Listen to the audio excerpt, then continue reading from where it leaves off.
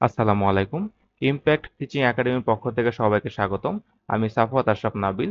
তো বিগত ভিডিওতে আমি কথা বলেছিলাম সাধারণ গণিতের সাজেশনের আমাদের ক বিভাগ বীজগণিতের অধ্যায় 12 নিয়ে। আমাদের অধ্যায় 12 দুই চলক বিশিষ্ট সরল সহজ সমীকরণ নিয়ে কথা বলেছিলাম, যেটার মধ্যে আমাদের 4টা অনুশীলন ছিল: 12.1, 12.2, 12.3, 12.4।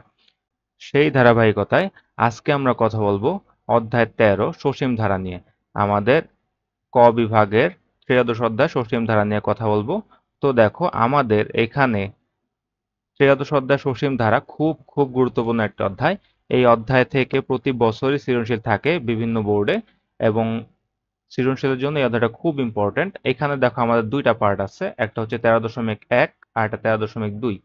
13.1 এবং 13.2 দুইটাই আমাদের খুব বেশি ইম্পর্টেন্ট। 13.1 এর মধ্যে আমরা হলো সমান্তর ধারা নিয়ে কথা বলবো, এবং 13.2 এর মধ্যে কথা বলবো হচ্ছে আমাদের গুণোত্তর ধারা নিয়ে। তা আমাদের দেখো সৃজনশীলের জন্য 13 নম্বর অধ্যায়টা খুবই গুরুত্বপূর্ণ। তো এই 13 নম্বর অধ্যায়ের সাথে যেহেতু আমাদের ক বিভাগ পুরোপুরি শেষ হচ্ছে, তাই আমি আরেকটু বলতে চাই ক বিভাগ নিয়ে পুরোপুরি, যে আমাদের ক বিভাগ থেকে দেখো এখানে কি কি করতেছি আমরা। আমরা যদি আবার পুরো ক বিভাগটাকে রিভিউ করি, তাহলে আমার দেখো এখানে অধ্যায় ছিল কয়টা। আমাদের এখানে অধ্যায় ছিল মোট 8টা। 8টা অধ্যায়ের মধ্যে আমি দেখো 3টা অধ্যায়কে 3 স্টার দিয়ে রাখছি: দ্বিতীয় অধ্যায়, তৃতীয় অধ্যায় এবং আমাদের অধ্যায় ত্রয়োদশ অধ্যায়। ঠিক আছে, 3টা অধ্যায় 3 স্টার দেওয়ার কারণ আমাদের বিভিন্ন বোর্ডে বা বলো টেস্ট পরীক্ষা তোমাদের সামনে বা বিভিন্ন স্কুলের পরীক্ষাগুলোর মধ্যে দেখবা এই 3টা অধ্যায় থেকে আলাদা আলাদা সৃজনশীল আসার মতো, আর এই 3টা অধ্যায় থেকে আলাদা সৃজনশীল আসতে পারে এরকম। এবং বোর্ডে দেখবা তুমি এই 3টা অধ্যায় থেকে সৃজনশীল আসছে, অর্থাৎ আমাদের ক বিভাগ বীজগণিত যেহেতু 3টা প্রশ্ন থাকবে, এই 3টা থেকে সেপারেটলি আলাদা করে 3টা প্রশ্ন হইতে পারে, এই জন্য এই 3টা 3 স্টার দেওয়া। অর্থাৎ এই 3টা সবচেয়ে বেশি ইম্পর্টেন্ট। এবং দেখো আমাদের এখানে দুইটা 2 স্টার দেওয়া আছে, চতুর্থ অধ্যায় এবং 11 অধ্যায়। অর্থাৎ রিস্ক এড়ানোর জন্য তুমি যদি চাও তোমার 3টা সৃজনশীলে কমন লাগবে এবং 3টা থেকে তুমি বাছাই করে 2টা অ্যান্সার করবা, তাইলে বলবো আমাদের এখানে এই 5টা অধ্যায় পড়তে হবে। কোন 5টা? দ্বিতীয়, তৃতীয়, চতুর্থ, 11 এবং 13। ঠিক আছে, এই 5টা অধ্যায় যদি তুমি পড়ো, তাইলে তোমার এখানে বীজগণিত অংশে 3টা সৃজনশীল তুমি কমন পাবাই। ঠিক আছে, এরকম আর কি। তো তোমার 3টা সৃজনশীল কমন পাইতে তোমার এই 5টা উঠতে হইতেছে। এবং তোমার যদি ভাগ্য ভালো থাকে, তাহলে তুমি দ্বিতীয়, তৃতীয় এবং ত্রয়োদশ অধ্যায় পড়েই তুমি 3টা সৃজনশীল কমন পাইতে পারো। কিন্তু 2টা অবশ্যই পাবা এখান থেকে। এই 3টা অধ্যায় পড়লে 2টা পাবাই। তার মানে দেখো আমাদের সৃজনশীলের জন্য ইম্পর্টেন্ট অধ্যায় 8টা থেকে 5টা। এই 5টা বলে তুমি 3টা সৃজনশীল কমন পাচ্ছ। আর যদি তোমার ইচ্ছা যে না তোমার 3টা দরকার নেই, 2টা দরকার, তাহলে বলবো দ্বিতীয়, তৃতীয় এবং ত্রয়োদশ অধ্যায় পড়বা। আর যদি মনে হয় না আমি রিস্ক ফ্রি থাকতে চাচ্ছি, তাহলে বলবো চতুর্থ অধ্যায় এবং 11 অধ্যায় থেকে আমি যে অঙ্কগুলো দাগায় দিচ্ছি ওইগুলো একটু করার চেষ্টা করবা। ঠিক আছে, তাইলেই হবে। আর এমসিকিউর জন্য তো তোমার সবগুলো অধ্যায়ের বেসিক গুলো ভালো করে দেখতে হইতেছেই। তাহলে আমাদের এই ছিল হচ্ছে ক বিভাগের বীজগণিতের সাজেশন, যে আমাদের ক বিভাগ বীজগণিতের জন্য ইম্পর্টেন্ট অধ্যায়গুলো। তারপর দেখো আমি যদি আবার এগুলোর ভিতর থেকে বলি, আমাদের দেখো দ্বিতীয় অধ্যায় দুইটা আমাদের অনুশীলনী আছে: 2.1, 2.2। এখানে 2.2টা বেশি ইম্পর্টেন্ট বলছিলাম। ঠিক আছে, তো দেখো আমাদের 2.1, 2.2 দুইটা থেকে প্রশ্ন হয়, কিন্তু 2.2টা বেশি ইম্পর্টেন্ট। তারপর দেখো তৃতীয় অধ্যায় যেটা আছে আমাদের এখানে 3.2 থেকে সবচেয়ে বেশি প্রশ্ন হয়। তারপর 3.1, 3.3, 4 থেকে খুব কম প্রশ্ন হয়। ঠিক আছে, তো দেখো এখান থেকে তুমি কিন্তু চাইলে আরো আলাদা করতে পারতেছো যে আমাদের কোন কোন অনুশীলনে বেশি গুরুত্ব দেওয়া দরকার। চতুর্থ অধ্যায় থেকে বললে 4.1, 4.2 সৃজনশীলের জন্য গুরুত্বপূর্ণ, 4.3 হলে এমসিকিউর জন্য রাখতেছি আমরা। 11 অধ্যায় বললে 11.1 থেকে বেশি প্রশ্ন হয়, এটা থেকে বেশি প্রশ্ন সম্ভাবনা, কিন্তু 11.2 থেকে সামান্য কিছু প্রশ্ন আসছে, তার কারণে এটাও দেখতে হইতেছে। আর ত্রয়োদশ অধ্যায়ের মধ্যে 2টা অধ্যায় দেখতে হবে, 2টা থেকেই অনেক প্রশ্ন আসছে, এবং এই অধ্যায় থেকে সেপারেটলি অনেকগুলো বোর্ডে প্রশ্ন আসছে, অনেকগুলো প্রশ্ন আসছে। তা আমাদের ক বিভাগ থেকে এই 5টা অধ্যায় মেইনলি সিকিউর জন্য করতে হবে, আর এমসিকিউর জন্য আমার 8টা অধ্যায় দেখতে হইতেছে। ঠিক আছে, এই ছিল আমাদের ক বিভাগের রিভিউ, যে আমার ক বিভাগে কোন কোন অধ্যায় দেখতে হইতেছে। তো এটাই আমার লাস্ট ভিডিও ক বিভাগ নিয়ে। আমি ক বিভাগের ত্রয়োদশ অধ্যায় সসীম ধারা নিয়ে এই ভিডিওতে কথা বলবো, যে আমি সসীম ধারা থেকে এই অধ্যায়ের কোন কোন ম্যাথগুলো বেশি গুরুত্ব দিয়ে করব সিকিউর জন্য, এবং কোন পার্টটুকু দেখবো আমি। ঠিক আছে, তো চলো শুরু করি।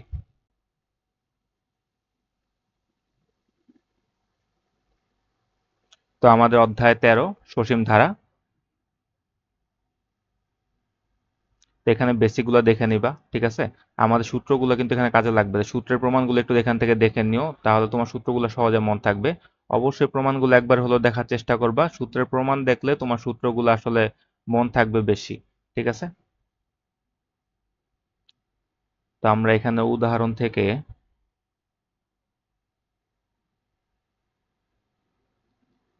দেখো, আমরা উদাহরণ থেকে উদাহরণ 5 নাম্বারটা করব। তারপর আমরা করব উদাহরণ 6।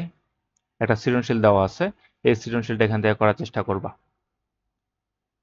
তো 13.1 অনুশীলনের উদাহরণ থেকে আমরা এই দুটাই করতেছি, ঠিক আছে। তারপর অধ্যায়ের মধ্যে দেখো, অধ্যায়ের মধ্যে প্রথমে কিছু এমসিকিউ দেওয়া আছে, এমসিকিউ গুলা করবা। তারপর এখান থেকে করতে হবে 6 নাম্বার 3 স্টার, 7 নাম্বার করবা, 7 নাম্বারটাও খুব ইম্পর্ট্যান্ট। দেখো দুটা প্রশ্ন কিন্তু একই, ঠিক আছে, কিন্তু 6 নাম্বারটা বেশি ইম্পর্ট্যান্ট আমার এখানে, কারণ এগুলো আমাদের আসলে বোর্ডে আসছে। তারপর এখান থেকে করব আমরা 8 নাম্বার,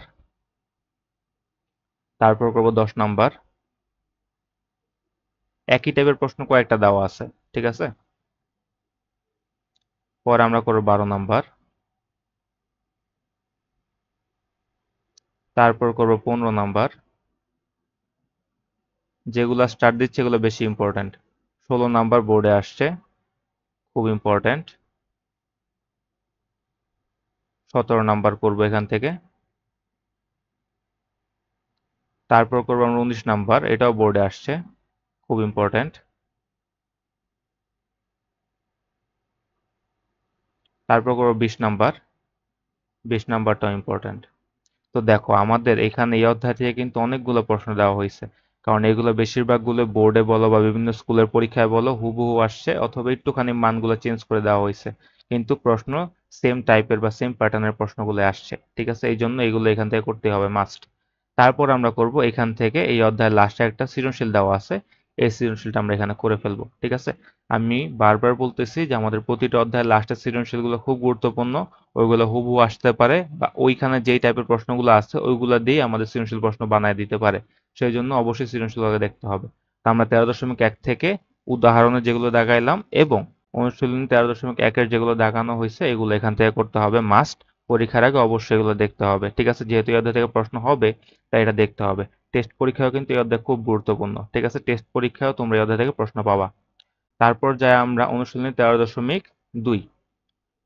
তো দেখো আমরা 13.1-এর মধ্যে যেগুলো দেখছি এগুলো ছিল আমাদের সমান্তর ধারা। এখন দেখবো আমরা গুণোত্তর ধারা, ঠিক আছে। তা আমাদের এখানে বেসিক গুলা থেকে সূত্রগুলা দেখবা, সূত্রের প্রমাণগুলো এখানে দেওয়া আছে। এখানে কিন্তু অনেকগুলো সূত্রের প্রমাণ দেওয়া আছে। তা আমাদের সবগুলো সূত্র আসলে লাগে না, তবু এখান থেকে দেখে রাখবা যে কোনটার জন্য কোন সূত্র, এবং শর্টকাটে কিছু সূত্র দেওয়া আছে যেগুলো আমার এমসিকিউতে খুব দরকার হবে। তুমি যদি ফুল মানে যেটা দিয়ে আমরা ম্যাথ করতেছি ওই সূত্র প্রয়োগ করে এমসিকিউ গুলো করতে চাও তাহলে কিন্তু অনেক সময় লাগবে, যার কারণে শর্টকাট সূত্রগুলো এখান থেকে দেখে রাখবা, ঠিক আছে। তো গুণোত্তর ধারা থেকে আমরা কোনগুলো করব চলো দেখি।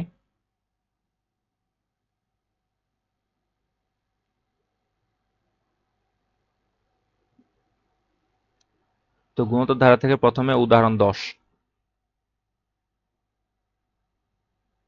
তারপর উদাহরণ 11, উদাহরণ 12 সৃজনশীলটা অবশ্যই করতে হবে, ঠিক আছে। তারপর আমরা দেখব অনুশীলনী থেকে কোনগুলো করব। তাই দেখো অনুশীলনের ফার্স্টে কিছু এমসিকিউ দেওয়া আছে, এগুলো দেখে ফেলবা।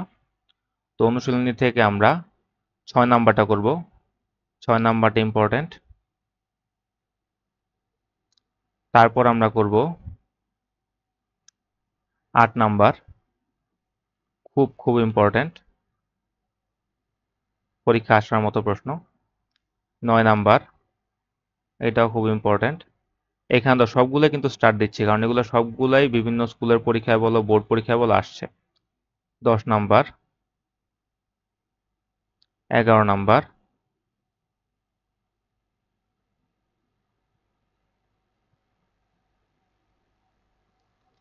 তারপর করবো আমরা 15 নাম্বার। দেখো লগের প্রশ্ন কিন্তু দুইটা দেওয়া আছে আমার, 15 এবং 14। তো একটা করলেই হচ্ছে, একটা করলে আরেকটা তুমি পারবে অবশ্যই, ঠিক আছে। তারপর করবো আমরা 16 নাম্বার, 18 নাম্বার, এবং তারপর অবশেষে আমাদের অধ্যায়ের মধ্যে দুটা সৃজনশীল দেওয়া আছে, 23 নাম্বার এবং 24 নাম্বার। দুটা সৃজনশীল অবশ্যই করতে হবে, দুইটাই 3 স্টার।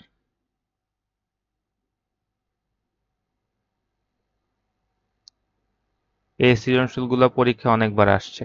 ঠিক আছে, এর জন্য দুইটাই 3 স্টার দেওয়া।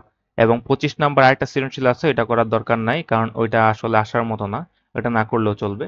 তো দেখো এই অধ্যায় থেকে যেই ম্যাথগুলো দাগা দেওয়া হয়েছে বেশিরভাগ গুলাই আমাদের ইম্পর্টেন্ট 3 স্টার দেওয়া প্রশ্ন, কারণ এগুলা বিভিন্ন স্কুলের পরীক্ষায় বলো, টেস্ট পরীক্ষায় বলো, টেস্ট পরীক্ষার গাইড ঘাটলে তোমাদের টেস্টের বাইরে আনার পর গাইড ঘাট দেখবা এই প্রশ্নগুলোই বারবার আসছে, এই জন্যই কিন্তু এগুলো 3 স্টার দেওয়া হয়েছে।